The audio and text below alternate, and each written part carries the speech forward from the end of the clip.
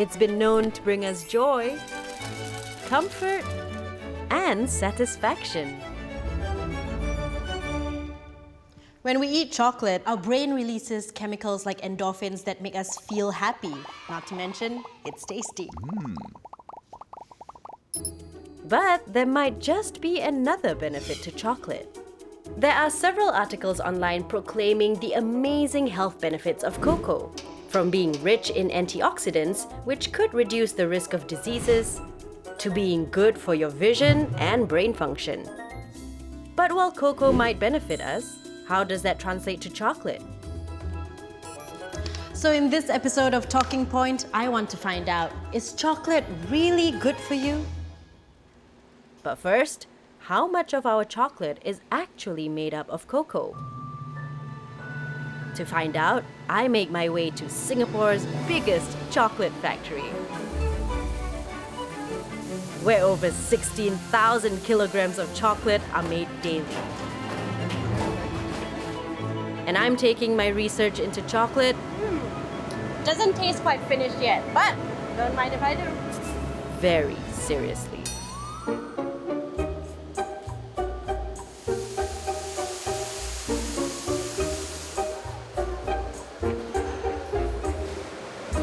So in order to get a nice big block of chocolate like this, it takes more than just grinding cacao beans into cocoa powder. The cocoa powder is mixed with milk powder and sugar. And that recipe changes depending on what type of chocolate is being made.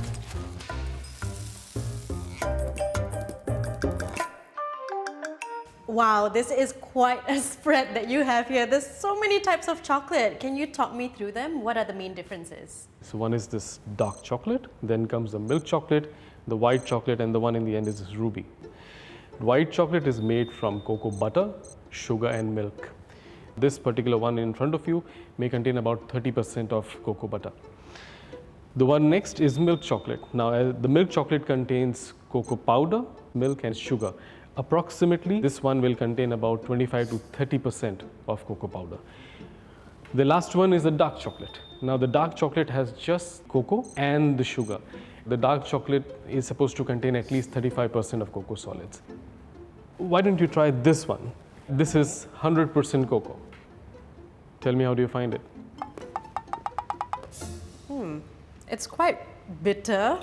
So then is this 100% considered the real chocolate?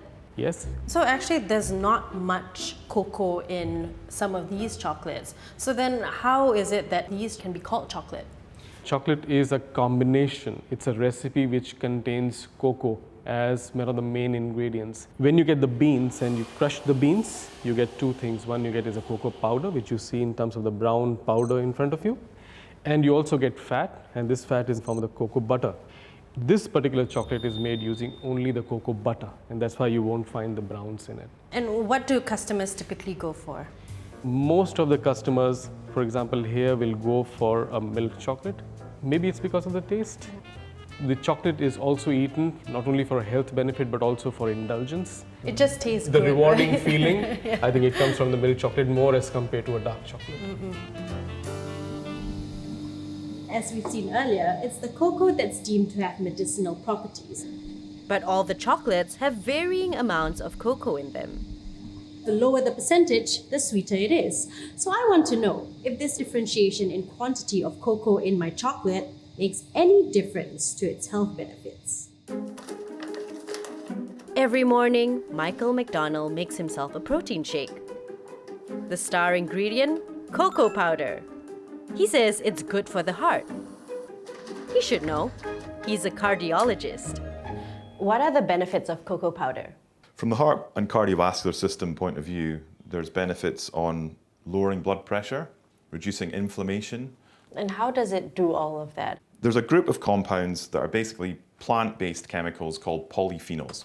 And cocoa is really rich in polyphenols. They're also present in tea and red wine, but there's way more in chocolate than in any other foodstuff. These polyphenols can be broken down into something called flavonoids.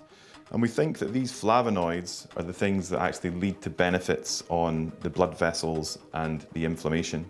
There's also a compound called theobromine, which we know dilates blood vessels, and that could partly be mediating the blood pressure effect. As a cardiologist, do you tell your patients to eat chocolate daily?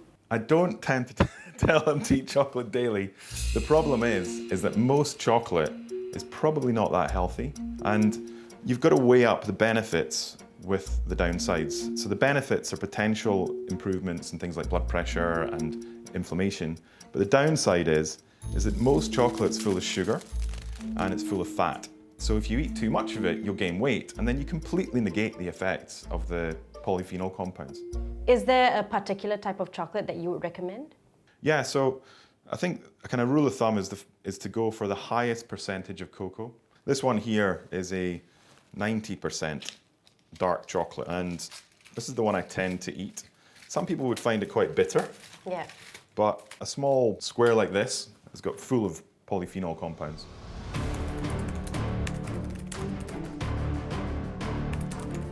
But is sugar and fat the only thing we have to worry about in our chocolates?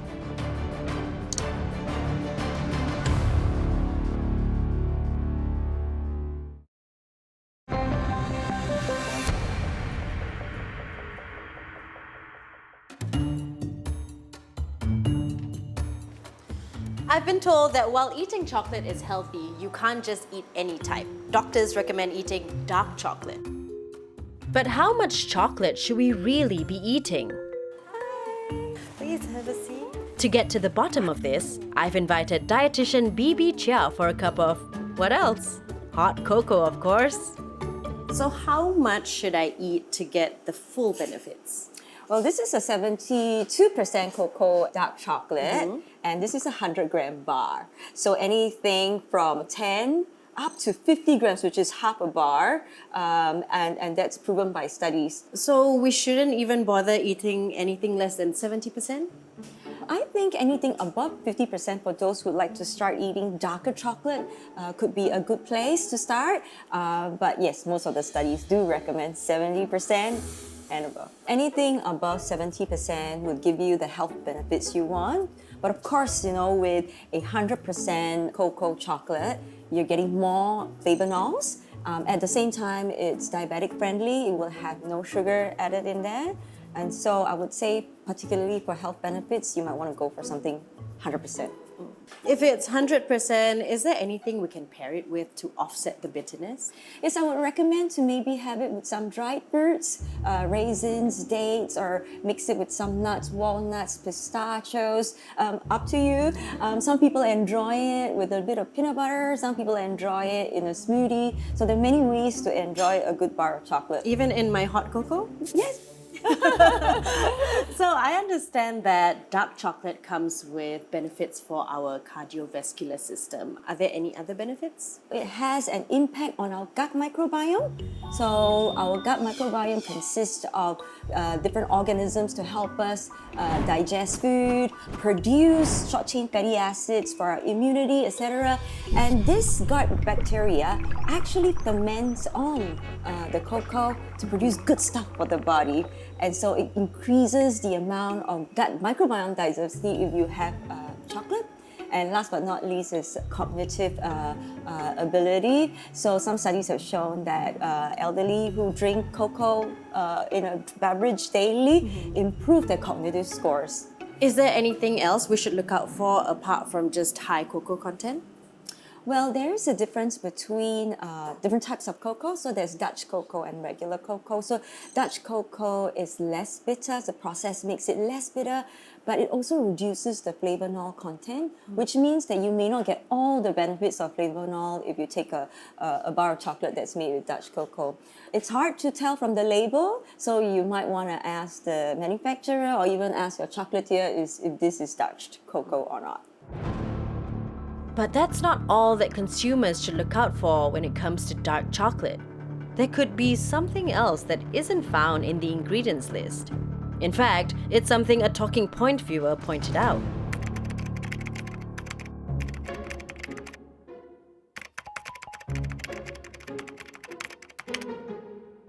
The viewer behind this email? Eileen Ng. Hello, Eileen. Why do you want us to look into lead and cadmium in particular? I read online that most dark chocolate, in fact, all dark chocolate, they will have some heavy metals in them. And it lead me to my concern on whether it's really healthy to eat the dark chocolate or chocolate as a whole, because I really eat it every day. Yeah, Do it you is- actually? Yeah. What type of chocolates do you usually eat? Anything above 50%, for example, like this 90%, 80%, or even 100%, I will use it for baking. In 2023, an investigation by an American non-profit company, Consumer Reports, found traces of dangerous heavy metals in dark chocolate, namely lead and cadmium. So we are going to put some dark chocolate bars to the test to find out if the ones sold in Singapore have traces of cadmium and lead in them. I'm sending in 17 bars of dark chocolate, some found in the supermarkets, some artisanal brands, all ranging from 70% to 100%. Heavy metals typically have a high degree of toxicity and are usually found deep in the Earth's crust. While we wait for the results, why would these delicious morsels have heavy metal in them?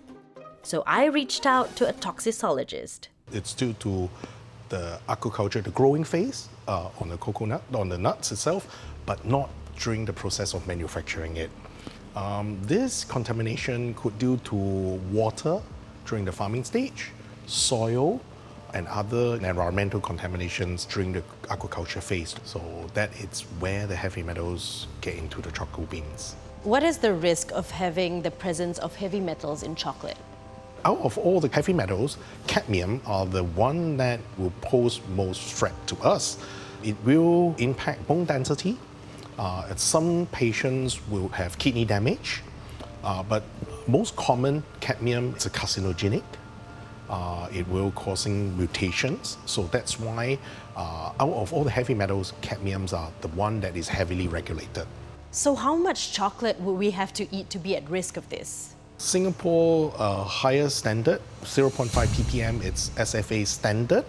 You can eat up to about 1 kilogram of chocolate per week and it would not pose any impact to you. So what if I eat above 1 kilogram a week? That's a lot of chocolate. At about 10 kilograms of chocolate, you might have a little bit of health impact, such as loss in bone density, kidney toxicities from cadmium. It's time I see how concerned we should be about dark chocolate. We tested for different kinds of heavy metals in our chocolate products. What did the lab results show?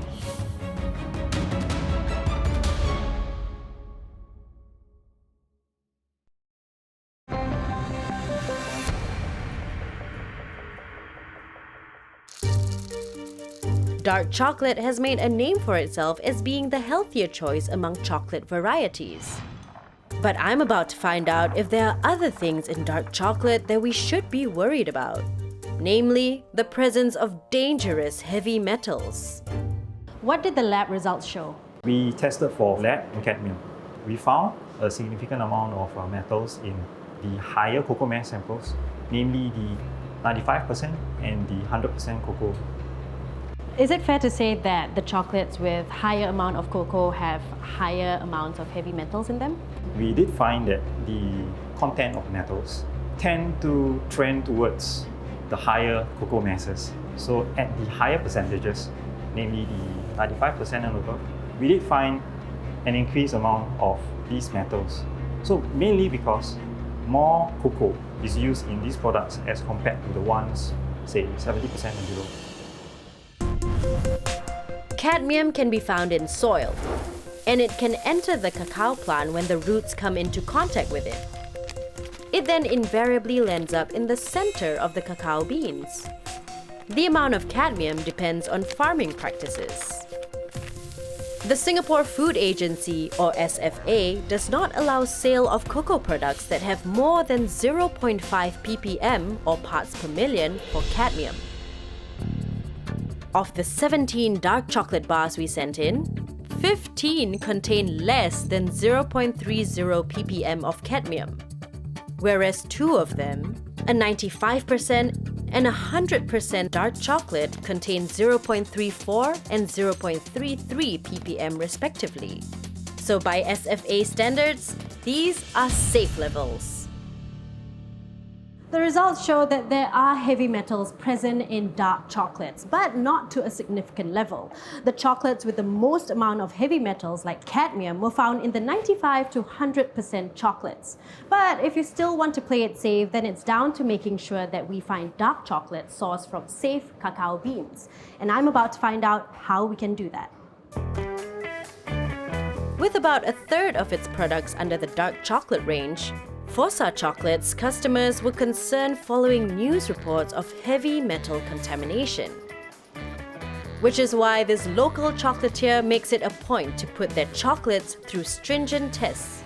So we get our beans from multiple places, places like Ecuador, South America. We have places from Mexico, we have from Peru, and also from African countries like Tanzania, Uganda, and from Asian countries like Malaysia, Philippines. Which of the areas that you source your cocoa beans from do you think pose a risk to possible metal contamination with beans?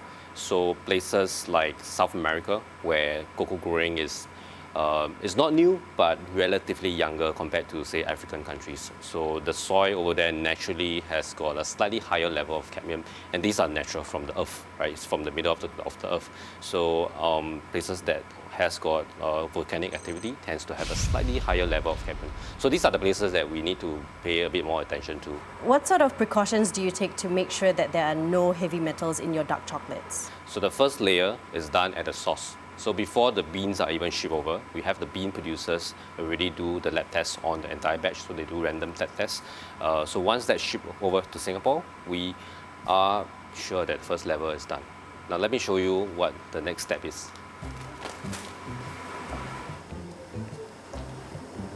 So the second level of testing would be here in the factory. This is 100% pure dark chocolate. So if you look at this, it's basically a paste, right? So with this, we will send it to the lab test.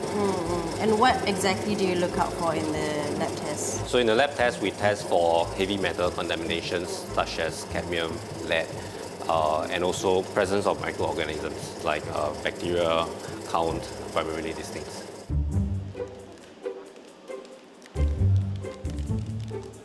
As a consumer, how can I tell if the dark chocolate I buy comes from cocoa beans that aren't contaminated? Honestly, it's not so easy to identify because these are not things that we'll see on the packaging. But if I were to offer a piece of advice, that would be to really look out for chocolate that has mentioned where the beans are from. That probably is the best way to do it. Look for those that are not from South America, for instance, because that's where primarily the cadmium content would be a little bit higher. But that being said, the risk is not very high. Yeah. And so if the amount of metals found is insignificant, then why do you go through all these checks? So for us as a company, as a food manufacturer, we want to make sure that we produce food and chocolate, right, that people can safely enjoy. Right? They don't have to think about whether there's any contaminants or not. Now, while dark chocolate is better for our health and waistlines because of its lower sugar content, what if we did want the occasional creamy sweet treat? A treat in the form of milk or white chocolate? You know, the last place I would think about buying chocolate from is at a hospital. Tina Tan specializes in creating all types of chocolate, from dark to milk and white. But her chocolates are different. Her goal was to make a chocolate with a low GI or glycemic index that diabetics could also consume. Generally, the higher the sugar content, the higher the GI index. So anything that is tested that is below 55, the number itself, is actually considered low GI. Both the dark chocolate is 27 and the white chocolate is 24. It's way below the low glycemic index. Because a lot of customers was asking for the milk chocolate, so what we did, we used the dark and the white, both of them certified low GI, and blend it to make our milk chocolates.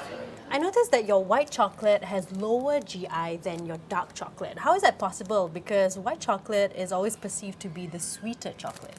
Yeah, generally, white chocolates in the market, there's always 40% to 60% sugar in the market, generally. We have formulated this to be less than 10% sugar. And because of the ingredient that we've chose, that will actually have the low GI effect, means that it does not cause the blood sugar level to spike. I have some here, you can have a try. We have a regular white chocolates and one that is ours. So I will try the regular one first. Yeah, the one is 40 to 60% sugar. It's very sweet. Too sweet for you. It's a bit too sweet. I took half. Yeah. Okay, then this is This is ours. yours. Yeah. We reduce the sugar level to be less than 10%, but we increases the potassium and the calcium. So it's actually very good for children and also for old folks. How does it taste? It's creamier. I can taste that it's full, creamy, and it tastes like white chocolate to me. Yes, it's a bit more creamy because when you reduce the sugar part of it, we add in more milk and stuff like that. Yeah, I'm glad you like it. Yeah, I think that's my preference.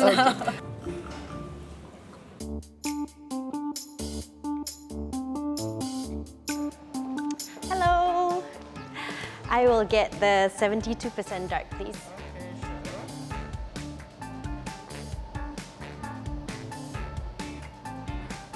Thank you. There are more and more artisanal chocolate shops popping up in Singapore, all promising higher standards of chocolate production. So at the end of a long shoot, I guess what better way to reward ourselves than with a piece of chocolate to good heart health. Here you go. One for you and one for me, a big piece.